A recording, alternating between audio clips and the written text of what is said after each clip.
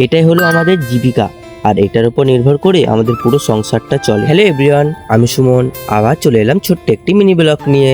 তো এই মিনি ব্লগটা আশা করি তোমাদের সবার ভালো লাগবে। তো আজ আমি সকাল সকাল জঙ্গলে চলে এসেছি, দাদু ঠাকুমা সবাই এসছে। তো আজ এসেছি জঙ্গলে দাঁতন কাটার জন্য। আর হ্যাঁ, একটা সত্যি কথা বলি, আর এই আমাদের দাঁতনের ভরসাতেই পুরো সংসারটা নির্ভর করে। তো এটার জন্য আমাদের সংসারটা চলে, সত্যি বলছি। তো আমাদের দাঁতন কাটা কমপ্লিট।